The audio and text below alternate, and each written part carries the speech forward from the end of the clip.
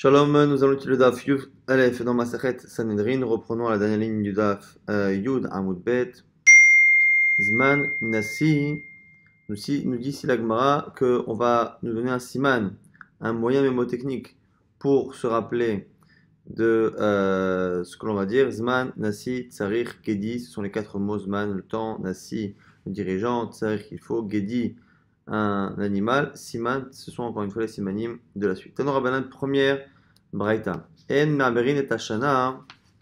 Et là, même Zomanim, là, on ne peut être Me'aber Hashana, rappelez-vous, Me'aber Hashana, c'est rendre l'année plus complète, la rendre enceinte, les Haber. Ici, c'est le fait de rajouter un 13e mois, de telle sorte à ce que le calendrier ne se décale pas des saisons et que Pessah tombe bien à vivre en printemps, comme c'est marqué dans la Torah. Même Zomanim, là, il faut absolument inviter les Dayanim. Les 7 Dayanim doivent être invités depuis la veille par le Nassim. C'est Rabban Gamliel, on raconte l'histoire de Rabban Gamliel, Shamar, Shkimuli Shiv'a Aliyah. Demain, trouvez-moi, invitez-moi 7 Dayanim dans l'Aliyah à l'étage pour pouvoir justement être Me'aber la Shana. Ishkim, et le matin il s'est levé, au Matzah Shmona, il en a trouvé 8. Amar, il a dit, Mihu Sha'ala Shelo Bershut, qui est parmi vous celui qui est monté pour faire cela alors qu'il n'a pas été invité. Yarad, Kired, qu'il descende. Amad Shmuel Akatan Berma. Shmuel, ce qu'on appelle Shmuel le petit, a dit Anihu Shaliti Shelo Bershut, c'est moi qui suis monté sans autorisation. Mais Lola Berashana Aliti, mais pas pour compléter l'année. La ligne mode Alacha le Maase, Utsrartim, simplement je voulais apprendre la Alacha, comment on faisait pour admirer Abba la Shana. Amarlo, il le dit Rabban à ce moment-là Chef Beni Chef, mon fils, assieds-toi, assieds-toi. Reuyot Kol Hashanim, Shkulan et Aber al Yadcha. Normalement, toutes les années auraient dû être mis en barotte grâce à toi, par ton intermédiaire. Et là, Mouchamim, c'est les sages qui ont dit, et là qu'on ne peut pas finalement permettre à quelqu'un de participer au Ribur Hashana s'il n'a pas été invité depuis la veille. Donc tu ne peux pas participer. La Gemara nous apprend, Velo Shmuel Akatan Hava, mais qu'en réalité, c'était pas lui qui était monté sans autorisation. Et là, Ini Shacharina, mais quelqu'un d'autre, ou Mechama, Kisoufa ou Daravan, et à cause de la honte, il a voulu ne pas faire honte à la personne. C'est la raison pour laquelle il a dit cela. Kihadiativ Rabbi avec Kadarish. Et l'Agman va nous rapporter d'autres histoires du même genre. Rabbi un jour était en train d'étudier, d'enseigner, et il a senti l'odeur de l'ail, quelqu'un qui avait mangé de l'ail et qui avait une odeur qui était forte. Et à l'époque, on savait quand manger de l'ail qu'on avait cette odeur, et donc c'était un manque de respect de venir en Beth Midrash devant son maître une fois qu'on ait mangé de l'ail. Amar, il a dit Mishachal Shum Yetse, celui qui a mangé de l'ail, qu'il sorte. Amad, Rabbi Chia, Veyatsa, Rabbi Chia est sorti. Amdou, Kulam, Veyatsu, et donc tous les autres élèves, par respect, sont sortis également. Bashachar, le matin, Matzo, Rabbi Shimon, Berabi, le fils du dirigeant du Rabbi, donc qui avait posé la question, a dit à celui qui sortit Rabbi Chia, l'un des élèves, et Rabbi Chia, Amalé, lui a dit Ataou Shitsi Arta le Abba, c'est toi qui as contrarié mon père en venant alors que tu as consommé de l'ail. Amalé lui a répondu Lot et Kazot ve Israël, jamais ça n'arrivera en Israël que je fasse ça. Chazé Shalom en gros. Et donc, il a fait ça pour éviter de faire honte à celui qui réellement avait mangé de l'ail, et tout le monde est sorti pour éviter de faire honte. Mais Rabbi Chia Mecha Gamiala, la Gemara nous dit, mais Rabbi Chia, d'où a-t-il appris ce comportement à avoir? Mais Rabbi Meir de Rabbi Meir, Tanya Maseh Visha Achat, Shabbat le Ben Midrash shel Rabbi Meir. Un jour, une femme est venue au Bet Midrash de Rabbi Meir et a dit, Amralo, Rabbi Echan Mikem, un de vous, un des Rabbanim, qui Chani Bebia m'a épousé, et d'une manière que les sages interdisent de faire, et qui est en plus pas respectueuse parce que elle peut parfois entraîner un certain côté un peu malsain, c'est de faire les kiddushin, le mariage, non pas avec un document, non pas avec une bague ou de l'argent, mais bien avec la relation elle-même, alors que les sages l'ont interdit justement à cause de l'ambiguïté de la chose. Et comme c'était un des rabbanim, on dit que Rabbi Meir a eu peur qu'il ait honte. Amad Rabbi Meir avec la guette kritut menatanla. Rabbi Meir, il a donné un guet à cette femme, non pas pour lui faire croire évidemment que c'était lui, mais pour que tout le monde fasse la même chose, de telle sorte à ce que, à la fin, la personne qui était concernée donne le guet sans qu'on sache qui est-ce. Amdou Katvu Kulam Venatnula, tout le monde lui a écrit un document, un guet, et le lui a donné. Rabbi Meir, Mecha Gamiala, et Rabbi Meir lui-même, d'où il a appris, de Shmuel Katan.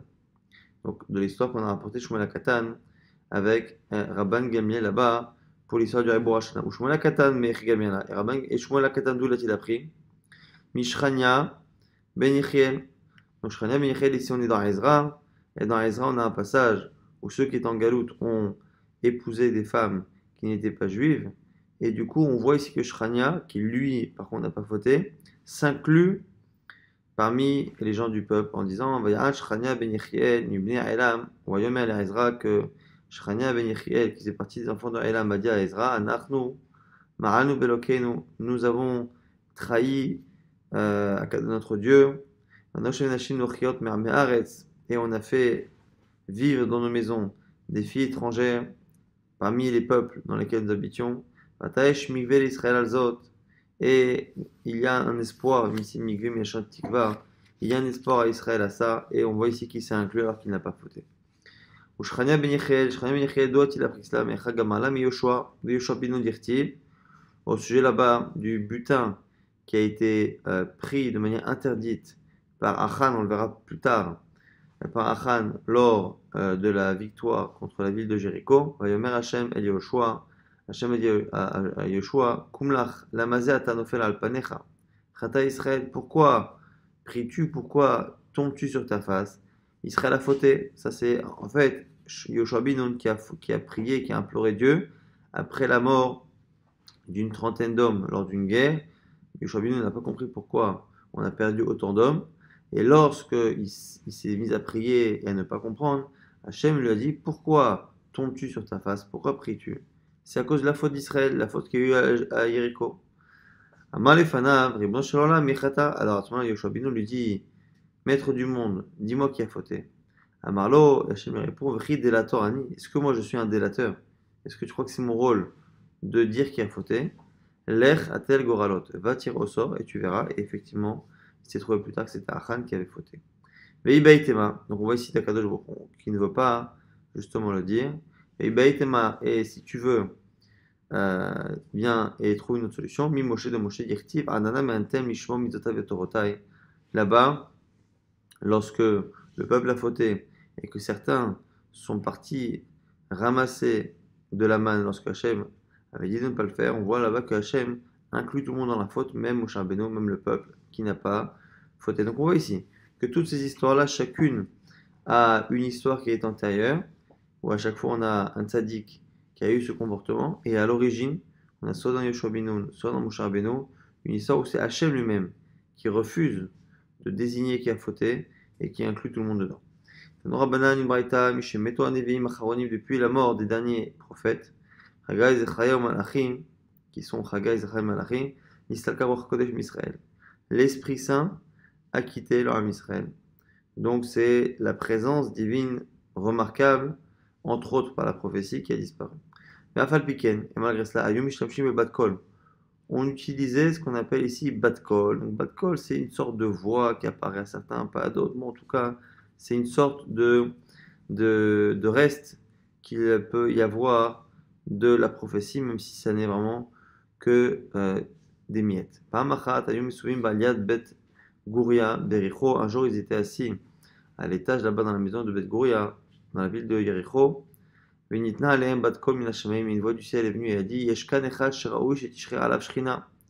il y a un parmi vous qui mériterait que la présence divine, la prophétie existe pour lui. Il y en a qui disent comme Moshe Rabbeinu, et la She'en Doro Zaka et l'écart. Simplement, sa génération n'est pas apte à cela, donc il ne peut pas. Et les sages se sont retournés vers Hillel Azaken, Hillel l'ancien. Ou Shemet Amou, lorsqu'il est mort, ils ont dit Hey Chassid, Hey Anav, Talmido Shel Ezra. Malheur au Chassid, au pieux que l'on a perdu, malheur au modeste que l'on a perdu. On a l'élève ici de Ezra qui est parti. Autre histoire légèrement similaire. Un jour, ils étaient assis, les sages, en train de trancher dans la bas l'étage, dans la ville de Yavne. Là-bas aussi, une voix du ciel est venue. Elle a dit la même chose. Un parmi vous mériterait d'avoir la prophétie, mais sa génération ne le permet pas. Ici, ils ont regardé Shmuel Katan. Ou Kshemet, et lorsqu'il est mort. Afuama bishat mitato. Et la Gemara nous dit qu'on a dit la même éloge funèbre sur lui que sur Hillel, sauf qu'au lieu de dire que c'était l'élève de Ezra, on a dit que c'est l'élève de Hillel. Mais on dit que Afou, mais même Shmuel Akatan lui-même a dit des paroles plus ou moins de prophétie avant sa mort. Et donc il a montré effectivement que c'était bien lui. Shimon ve'Ishmael le Harba, la voix du ciel continue et dit quoi? Shimon et Ishmael seront tués par le glaive. Chavroui les Catalans et les autres seront mis à mort. Ce sont ici les Rabbi Akiva, Rabbi Chania ben Taradion, qui sont parmi les Harugé Malchut, ceux qui ont été tués par les Romains. Ush'ar, Amal et Biza, le reste du peuple va être prisonnier par l'ennemi. Verkan, Sagian, Atidan, les Meta al-Alma et d'autres malheurs attendent le monde. Vers Rabbi Yehuda ben Baba, Bikshulo Marken. Alors, au-dessus de l'éloge funèbre qu'on a fait à Hillel et à Shmuel Katan, on dit qu'on a voulu faire la même chose sur Rabbi Yehuda ben Baba, qui lui faisait partie également des 10 Harugé Malchut, 10 qui ont été torturés et tués par les Romains, mais on n'a pas pu le faire justement à cause de cela. Et la Shinchefa Sha'a, mais simplement l'heure nous a plus ou moins échappé, chez Nespedim à Harugé Malchut, car on ne pouvait pas réellement faire d'éloge funèbre pour ceux qui ont été tués par les Romains, car la situation était tellement tendue qu'on avait peur que d'une minute à l'autre, les Romains nous empêchent même d'enterrer ces personnes-là. On ne peut pas rajouter un 13e mois si le dirigeant du Ram Israël, le Nassi, n'accepte pas. C'est Rabban Gamiel, et une fois Rabban Gamiel est parti, Shalach Litol Reshut, il est parti demander certaines autorisations aux dirigeants non juifs, puisqu'à l'époque il y avait un dirigeant juif, un Nassi, mais qui était sous la tutelle finalement d'un dirigeant non juif de l'Empire romain ou je ne sais quel envahisseur, qui justement lui donnait une essiout dans l'armée Israël. Un jour, il est parti pour lui demander certaines autorisations. Et tel Shiltonacha Echad chez Souria, chez un dirigeant qu'il avait là-bas, dans la partie nord d'Israël, donc la partie ce qu'on appelle ici Souria. Et Sha'alavo, et il a mis du temps à revenir. Et il a fallu trancher pour l'année. Et Ibrot Hashana, et ils ont rajouté un 13e mois dans l'année. Almenach chez Yetzer Rabban Gamliel, en conditionnant que ce Ibrot Hashana ne fonctionne que si Rabban Gamliel à son retour nous dise qu'il est d'accord, chez Rabban Gamliel va Morotseani, lorsqu'il est revenu, il a accepté, et on a pu enfin effectivement rendre la Shana Meroberet de manière effective, donc on voit bien qu'on a besoin de son autorisation. La Gemara va nous expliquer maintenant à partir de quel simanim, de quel signe dans la nature on met la Shana. Rappelez-vous que aujourd'hui on a un calendrier qui fonctionne sur une base, on va dire, mathématique, donc, et sur la connaissance que l'on a de l'astronomie. Donc tous les 3 ans, on ajoute un mois. Mais à l'époque, c'était en fonction du retard que le calendrier lunaire nous avait fait prendre sur les saisons, puisque par rapport aux saisons, par rapport au calendrier solaire qui lui respecte plus ou moins les saisons, on a 10 jours de retard chaque année dans le calendrier lunaire, et donc on regardait à partir de quand on s'était décalé. Et la Gemara va nous parler justement des critères qui sont valables et ceux qui ne le sont pas. Donc, quand est-ce qu'on devait donc être Me'aber Hashana? Lorsqu'il fallait. En fonction de quoi? Mipnei Drachim, à cause des chemins. Lorsque les chemins étaient encore remplis d'eau des pluies, ça veut dire qu'on s'était encore décalé, qu'on ne rentrait pas, on ne s'approchait pas du printemps, et donc c'était pas le moment de rentrer en Nissan en printemps, donc il fallait rajouter encore un mois de Hadar, un mois entre guillemets d'hiver. Mipnei Ksharim, et à cause des ponts qui se sont abîmés et qui ne permettraient pas, donc les chemins et les ponts abîmés n'auraient pas permis aux gens de venir pèleriner pour la fête de Pessah. Et pareil à cause des fours, les fours en terre qui pendant l'hiver étaient inutilisables souvent à cause de l'eau, et on avait besoin des fours particuliers de Pessah pour cuire l'agneau en entier sur une broche. Israël, et à cause des gens qui sont en galoute, qui sont à l'étranger, et qui sont partis de chez eux, mais qui n'ont pas eu le temps finalement encore d'arriver en Eretz Israël, à ce moment-là, on décale pour toutes ces raisons, on décale le mois de Nissan en rajoutant le 13e mois. Israël, chez la première Kroman. Mais d'autres signes par contre ne sont pas acceptés, ne sont pas pris en compte.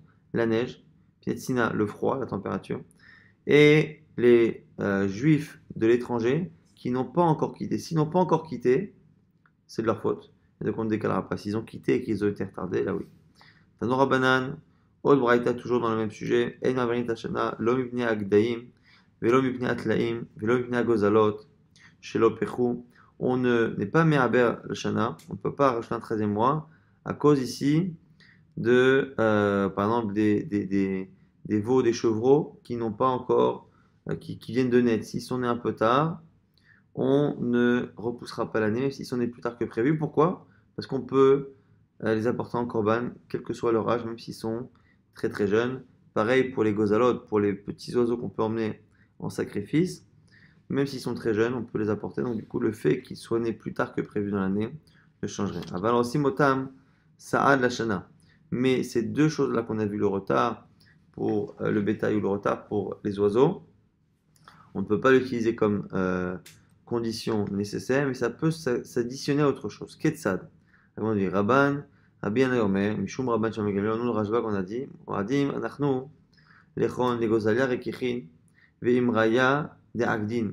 On nous dit justement ici que un jour, Rajbag a dit à ce moment-là, a dit que je viens ici vous informer que les oiseaux sont très très jeunes, que le bétail aussi est très très jeune, mais Imna Daviva Lomata, et la récolte n'est pas encore arrivée au moment du printemps, et donc elle n'a pas mûri comme elle devrait mûrir au printemps. Shfarat Mita Be'anpai, c'est la raison pour laquelle la chose m'a paru bonne, et aussi fit Ashata Tat Latin Yomin, et c'est pour ça que j'ai rajouté sur l'année 30 jours. On voit ici qu'on a utilisé ces arguments-là des oiseaux et du bétail qui sont en retard au niveau des naissances, mais en l'additionnant à l'histoire de la tevoa, de la récolte, qui elle-même est en retard. Donc tout seul, ça ne fonctionne pas, mais de manière additionnelle, oui. Alors on va ici retenir deux éléments dans cette histoire. Le premier élément, c'est qu'il a rajouté 30 jours et non pas 29. On verra ici si c'est une marloquette. Et autre chose, retenez bien pour un peu la suite du DAF, c'est qu'il a dit, comme la chose me plaît, j'ai vu ces arguments-là, j'ai vu donc les naissances retardées, j'ai vu également que les récoltes étaient en retard, et donc il m'a paru bien de rajouter 30 jours. Là ici, il m'a paru bien, et il n'a pas ici mentionné l'avis d'autres chachamim, ou le fait d'avoir demandé l'avis à d'autres personnes, et encore une fois, ce qu'il a rajouté, c'est 30 jours, non pas 29. La Gemara dit, elle objecte, mais et comment peux-tu dire que Rajbag a dit 30 jours, alors qu'on a une marque de Kamar et Bourshana, combien doit être ajouté pour combien le mois doit-il contenir de jours, celui qu'on rajoute? Un avis Tanakama qui dit Shloshim 30. Et Rabban Shimon Ben Gamliel, le Rajbag en question, qui dans l'histoire présente a dit 30 jours, Omer Chodesh, il a dit un mois, c'est-à-dire 29, puisqu'il s'oppose à 30. Donc, il y a une contradiction entre cette braïta et celle précédente. Amarafa, Parafapa nous dit, non, quand on a un premier avis qui dit 30, et Rajbag vient de dire un mois, quand il dit un mois, ça ne veut pas dire 29, ça veut dire 29 ou 30, comme les mois. Des fois 29, des fois 30. Ça dépend de la volonté du Bedin. Ratsu Chodesh, Ratsu Shoshim Yom. S'ils veulent 29, sinon 30 jours. Tachaze Maïka Ben Tkifae Kadmae Le'in Vatae Batrae. L'Agma nous dit regarde la différence des générations. Regarde la différence entre les gens qui avaient beaucoup de caractère, beaucoup d'autorité dans les générations précédentes et entre les gens qui étaient plus, on va dire, modestes dans les générations suivantes. Pourquoi, encore une fois, on va retenir ici ce qu'a dit Rajbag, qu'il a dit justement que ça lui a paru intéressant, justifié de rendre l'année Mérouberet, de rajouter un 13e mois. Et on voit ici qu'il ne parle pas, il ne fait pas mention d'autres personnes à qui il aurait demandé conseil. Et Rabban Shimon Ben Gamliel est réputé justement pour être quelqu'un qui était très arnave, très modeste. Et malgré sa modestie, il n'a pas mentionné d'autres personnes. Maintenant, on va comparer avec le père. Rabban Gamliel, lui, était réputé pour être très très dur, puisque c'est lui qui s'est opposé avec Rabbi Yoshua, c'est lui qui a fait honte à Rabbi Yoshua, il était réputé pour avoir un caractère très fort. Et on voit que lui, malgré son caractère très fort, et malgré la hanava de son fils, c'est le père avec le caractère très fort qui va avoir la modestie de mentionner les autres, alors que son fils, le modeste, ne le fera pas. C'est pour nous dire, regarde comment en quelques générations, en une génération, on peut avoir une différence finalement de niveau, et que finalement, dans les générations premières, ceux qui n'étaient pas réputés modestes le sont plus que ceux qui ont cette réputation dans la génération suivante. Détania, c'est une braïta, passé Rabban Gamliel. Shaya Yushev, Agav Ma'ala Barabait, on a Rabban Gamliel qui était assis dans Harabait, là-bas dans une maison. Yaya Yochanan, Sofer Alaz, il y avait Rabbi Yochanan, le Sofer très connu, on met les fanav, Shoshorikaot Chatuchot, les fanav Munachot, avec trois feuilles, trois parchemins devant lui. Alors là, il dit Tol Igata Chada, prends le premier parchemin et écris. La Chana Bene Galila'a, Eila'a la Chana Bene Galila'a Tata'a. Il écrit ici à nos frères qui sont dans le Galil supérieur et le Galil inférieur, Shlomchon Isge, que la paix soit abondante chez vous. Moadim Anachnu Lechon, on vous fait savoir, Dizman Biura Mata, qu'arrive le moment de brûler le maaser, les prélèvements, la frouchée, Maasra, Matana des États, et donc du coup, c'est le moment de se séparer du maaser des olives. Mais Tolgat Achada prend un autre parchemin que tu as écrit, Lechana Bene de Roma, à nos amis du sud d'Israël, Shlomchon Isge, que la paix vous soit abondante. Moadain Anachnu Lechon, Dizman Biura Mata, la frouchée, Mesra de Omre, Shiblaya, c'est le moment de brûler les maaser et donc de s'écarter du maaser, des récoltes, du blé. Vitol, Igrata Chada, prend un troisième parchemin. Urtov écrit, la Chana, Bene Galvata Bavel ou la Chana, des Bemadai, à nos frères qui sont en exil en Bavel et en Madai. Ushar Kol Galvata d'Israël et pour toute autre galoute, toute autre diaspora d'Israël. Shlomchon Isgel Alam, que la paix vous soit abondante à jamais. Modim Anachnu Lechon, vous fait savoir des Gozalia, Gerikichin, Vimraya, Atkin, que les oiseaux et le bétail sont encore jeunes, sont nés un peu plus tard, Ousmana Daveva Lomata, et la récolte n'est pas encore arrivée à la maturité habituelle au moment du printemps. Et Shafra Mita, regardez l'expression ici de Rabban Gamliel qui était réputé pour être plus dur. Et Shafra Mita, Be'an Pai ou Be'an Pe Chavrai, et la chose m'a paru bonne à moi et à mes amis, donc aux sages. Et aussi fit Ashata Dayomit Latine, et nous avons rajouté 30 jours. J'ai rajouté 30 jours à l'année. On voit ici que le père dur a été plus modeste que le fils qui était réputé pour être modeste. La Gemara nous dit, c'est pas une preuve. Pourquoi? Dima bata derivrou. Rappelez-vous que Rabban Gamliel, dont on sait entre autres qu'il est dur, c'est lorsqu'il a eu une opposition avec Rabbi Yoshua, il lui a fait honte. Et c'était pas la première fois. Et à la fin, il lui a fait tellement honte, au bout de plusieurs fois, que les sages ont décidé de le destituer. Et du coup, il a été destitué, mais après cela, ils sont arrangés, ils lui ont redonné plus ou moins sa place, mais en association avec Rabbi Elazar ben Azaria qui avait été nommé entre temps. Mais en tout cas, la Gemara nous dit peut-être que là-bas, c'est pas parce qu'il était dans la génération d'avant qu'il était modeste plus que la génération d'après. C'est peut-être parce qu'il a été destitué à cause de son comportement et que même si à la fin il a repris son poste ou quasiment de manière intégrale son poste, au final, entre-temps, ça l'a rendu modeste. Et donc du coup, c'est pas une preuve que ce sont les générations qui le rendent modeste. Peut-être que c'est ici son histoire personnelle. Pour trois raisons, on peut rajouter un 13e mois. À la vive sur le printemps, donc la récolte qui est en retard. Alperot Eilan, ou sur les fruits, non plus les récoltes de graines, mais de fruits. Et à la Tkoufa, et sur le retard qu'il y a au niveau astronomique. Ashnaï Mehen Ma'aberin, deux des trois conditions peuvent permettre de racheter un 13e mois, mais sur une des trois, non. Ou Bisman, Shavi Vechad Mehem, Akol Smechin. Et lorsque parmi les deux raisons, il y a la récolte, tout le monde est content. Pourquoi? Parce que la récolte, la nouvelle récolte de l'année, ne peut pas être consommée avant le 16 Nissan. Avant le 16 Nissan. Et donc, lorsque la récolte est en retard, et que c'est pour ça que on a retardé finalement le mois de Hadar et donc le mois de Nissan, et donc le moment où on pourra consommer la nouvelle récolte, tout le monde est content.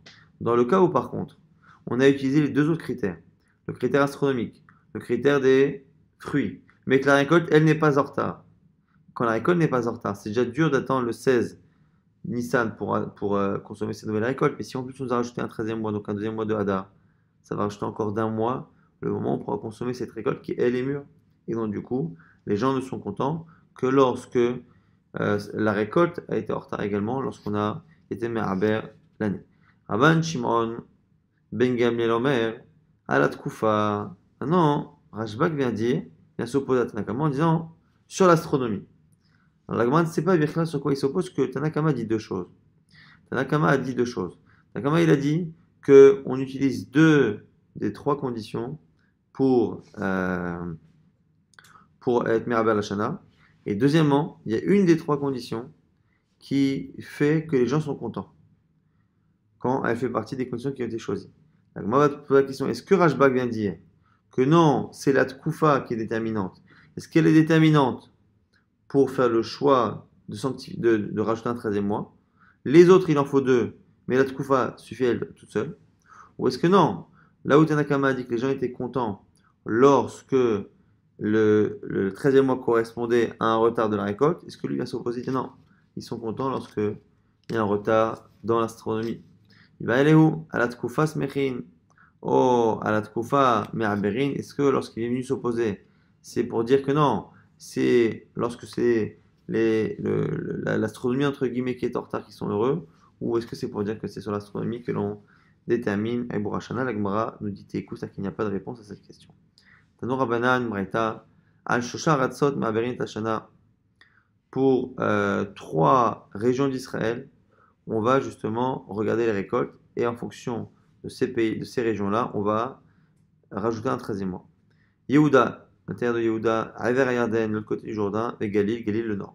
Ashtaim Mehen Ma'aberin, deux sur les trois permettent de rajouter un 13e mois, Valachad Mehen et Ma'aberin, et pas une des trois. Ubizman, Yehuda Achad Mehen, Akol Smechin, She'en Omer Ba, et là, mais Yehuda. Et là, encore une fois, comme le Omer, l'essentiel de la récolte de blé venait de Yehuda, on était content quand parmi les 2 sur 3 ou les 3 sur 3 qui avaient été en retard, il y a Yehuda. De peur que Yehuda ne soit pas en retard, qu'on ait rendu l'année mauvaise à cause des deux autres, et qu'encore une fois, la récolte de blé soit prête tôt, et qu'on rajoute nous un mois à cause de Galil et de Hever Yarden, et du coup qu'on ne puisse pas consommer la récolte pendant très longtemps. Tanura Banan Braïta, En Maverin Tashana, Tashanim et la Yehuda. On ne peut rajouter un 13e mois que dans un badi qui se trouve à Yehuda. Im Ebon Haba Galil, mais si on l'a fait dans le nord, en Galil, mais en Beret, ça fonctionne, mais que Bedi Abad. Et Hanania Ish Ono, Hanania Ben Ish Ono, lui nous dit que Im Ebon Obe Galil, et Nam Beret, que même Bedi Abad après coup, si on l'a fait en Galil, le Ebon Hashana ne fonctionne pas. Amar Rabbi Yehuda Averet Rabbi Shimon Ben Pazi, Maïta Amad Hanania Ben Ish Ono, quelle est la raison, la source de Rabbi Hanania Ben Ono? Amar Kalagman nous cite un verset, les Shirno Tidreshu Uvatashama. Bah, chez le Beth Amikdash, les Shichno, Tidreshu, l'endroit de la présence divine, Tidreshu, tu chercheras, Uvatashama, et tu iras là-bas. Sinon, aussi au niveau de la dracha, c'est venu nous apprendre que Kol Drisha Sheta Doresh, toute décision que tu dois prendre pour le Tzibour, pour le peuple, Lo Yula Beshichno Shel Makom, il faut que ce soit dans l'endroit où Dieu réside, et donc c'est dans la région du Beth Amikdash, donc dans la région de Yerushalayim, donc c'est dans Yehuda, et non pas ailleurs. Tano Rabbanan, on a une braïta, El Ma'aberin Tashana, et la Bayom, on ne peut rajouter un 13e mois que si on se situe pendant le jour, mais pas la nuit. Veim Ebo Balayla, et là, si on l'a fait la nuit, ça ne marche pas. Ve'en Mekachin et Tachodesh la Bayom, pareil, on ne peut pas sanctifier le mois, donc si ce n'est le jour, si on l'a fait la nuit, il y a un Kudash. Amarabi Abba Maïkra, alors la Gemara nous rapporte la source, c'est Tikou Bachodesh Shofar, vous allez sonner pendant le mois le shofar, Bakese Yom Chagenu, le moment où Bakese ici c'est la shon qui souille, quelque chose qui est caché, et Yom Chagenu, le jour de notre fête. Et ici on a une dracha connue, que c'est une fête où il y a quelque chose de caché. Et Zeu Chag, quelle est la fête? Chez Chodesh, où la lune ici, Chodesh c'est la lune, Mitkasebo se cache, et Vomer Ze Rosh Hashanah, c'est Rosh Hashanah. Pourquoi est-ce que la plupart des fêtes se situent à la moitié du mois? On a Sukkot, on a Pessah, on parle ici des Shalosh Regalim, et même Shavuot à la limite c'est le 6, mais le seul moment, donc le 15 c'est la pleine lune, le 6 pour Shavuot en général c'est la moitié de la lune, et le moment où la lune est le moins visible, c'est au tout début du mois, lorsque la lune se renouvelle, on la voit à peine, et la seule fête qui se déroule à ce moment-là, c'est Rosh Hashanah. Urtiv, c'est marqué par la suite, et c'est là la source de notre halakha, qui Hok le Israëlehu, Mishpat l'Elohe Yaakov, car c'est une règle pour Israël, c'est une règle de justice pour le Dieu de Yaakov, Mishpat Bayom, Av Kiddush HaChodesh Bayom. Et de là, on apprendrait que on fait une comparaison justement entre Mishpat, entre la justice, et ici Rosh Hashanah, et le fait de sanctifier le mois et de sanctifier également les années, de la même manière que la justice se fait le jour, Ma Mishpat Bayom, Av Kiddush HaChodesh, de la même manière que la sanctification du mois et par extension de l'année se fera le jour. On ne va pas résumer le DAF parce qu'on a eu beaucoup d'histoires, beaucoup de ma'asim, donc beaucoup de choses à apprendre. Mais voilà, globalement, on a vu que halachiquement, il fallait absolument que les Sédanim soient invités depuis la veille pour pouvoir être Ma'aber la Shana. On a vu beaucoup d'histoires, on a vu que Akadosh Baruch Hu ne veut pas désigner en public qui a fauté, et donc les tzadikim faisaient la même chose, les chassidim, et préféraient se dénoncer, ou tous se dénoncer pour éviter de faire honte à la personne qui malencontreusement avait fait quelque chose dont eux, donc on ne va pas encore une fois citer l'histoire. On a vu qu'il fallait absolument demander l'autorisation du Nassi, du dirigeant de Ram Israël, pour pouvoir admettre la Shana. On a vu qu'on avait certaines conditions qui pouvaient permettre justement d'être Me'aber le Shana. On a vu que c'était les chemins qui étaient beaux, donc tout ce qui pouvait empêcher les gens de venir pèleriner. Donc les chemins, les puits, les fours, les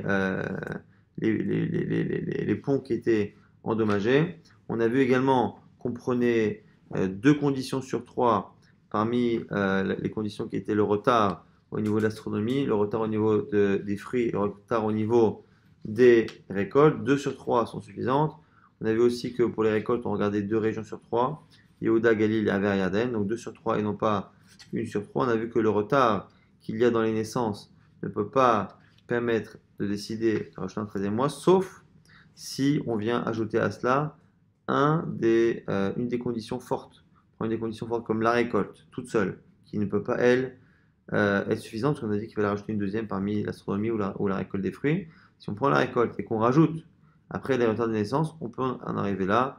On a vu qu'on ne pouvait pas déduire que les anciens étaient plus modestes que les premiers de l'histoire de Rabban Gamliel, parce que Rabban Gamliel a subi finalement une histoire tellement compliquée qu'on se demande si c'est pas son histoire qui l'a rendu modeste plutôt que le fait d'appartenir à une génération antérieure. On a vu que depuis la fin des prophètes, il n'y avait plus de Shrina, plus de prophétie, mais il y avait encore Bat Kol et que certains pouvaient théoriquement, comme Hillel, Shmuel Katan, faire partie des prophètes. Simplement, le fait d'appartenir à une génération qui ne peut plus permettre de prophétie fait que justement ces gens-là auront Bat Kol et n'auront plus de prophétie, ils auront un reste de Roi HaKodesh. On a vu également qu'on ne pouvait pas sanctifier l'année ou le mois autrement que le jour, autrement que dans la région de Yehuda. Et je crois que nous avons terminé